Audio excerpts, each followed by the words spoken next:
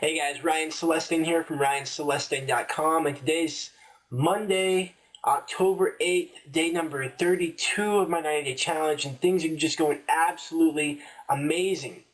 Yesterday, I had the run of my life. I'm extremely excited right now. I don't know if you can tell, but yesterday I had the run of my life, and it was such an amazing feeling because I have never felt this good running so far. Yesterday I did 18 miles, and I've obviously ran 18 miles before. I did a marathon last year, and I did all the training up into the marathon. So that's not a big deal.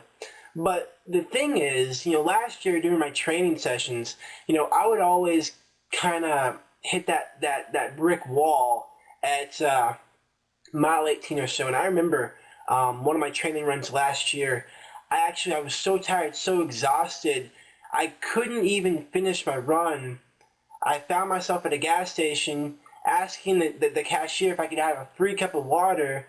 They tried to charge me like 50 cents. I'm like, I don't have any money on me at all. A gentleman was kind enough to pay it for me, and then gave me a ride back to my car 2 miles away from the gas station. And that was a devastating run.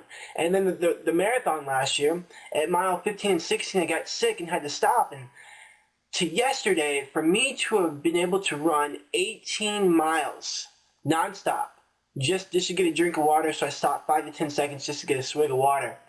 But 18 miles, no problems, no pain, other than the pain that's expected from running 18 miles. It was an awesome feeling. And one of the things that's weird about me, when I run, I don't listen to music. A lot of people like to listen to their iPod, and it takes their mind off the run, and it just kind of lets it go by a lot more smoothly and easier and faster. And for me, I don't do that. I just go out there and run. And when you're running 18 miles, there's a lot to think about. It's just you and the road, and I'll see people and I'll wave at them, I'll say hi, and, they'll wave back, but it's really just me and my thoughts.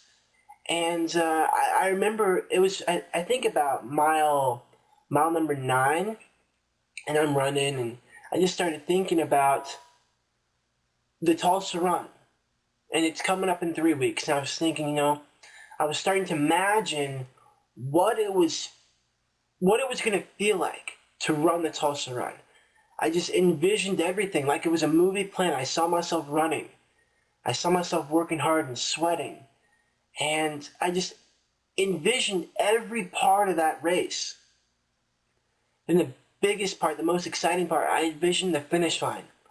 The last 800 meters. The last 400. The last 200. The last 100. Then crossing the finish line. Raising my arms because I'm victorious, and just replaying that over and over again in my head. I got chills. I was so excited. My adrenaline was pumping so much because I watched that. I watched my finish, and it was such an amazing feeling. And my adrenaline was just going crazy. And I think that was part of the thing that contributed to my success. The success of the run yesterday was just being out there and imagining it in my head. And I heard a story from one of my good friends, Greg, the other day. And he was saying that he actually heard a conversation between a young girl and her father. And the father asked the young girl, what does the secret mean to you? And she basically said, if you can hold it in your mind, you can hold it in your hand. And that's so powerful because that's exactly what I did yesterday. I envisioned it in my mind and played it out in my mind, and it totally changed who I was and who I was being at that moment. I was unstoppable. I was trying to run slower because my target time was 9 minutes a mile, and I ranged anywhere from 8:30 to 8:55. And I was trying to run 9 minutes. I could not keep myself back. And it was such an amazing feeling. And after I started envisioning that and thinking that and believing that, a scripture came to mind. And it's Philippians 4:13, which says, I can do all things through him who strengthens me. And I just kept repeating that in my mind and in my head over and over again. And mile after mile after mile after mile, I was stronger. I felt amazing. I was in the zone. And I believe I was in the zone because of those two reasons. I saw it in my mind, and I believed I can do it. And repeating that scripture, Philippians 4:13, I can do all things through him who strengthens me, over and over again. And I believed I could do it, and I had a successful run. And what I want to encourage you today is, no matter what you're going through right now, whatever goal you have set for yourself, if you can see it in your mind, you can hold it in your hand. And you can do all things through him who strengthens you.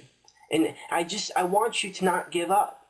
Just continue to envision it and believe that you can achieve whatever it is that you want to achieve. So I challenge you to take action on those two things. See it in your mind and then hold it in your hand, and believe that you can do it, and believe that there's power that can be given to you to achieve the things that you want. Again, this is Ryan Celestain, and remember, never settle for anything less than what you truly desire, but most importantly, truly deserve. Have a fantastic day.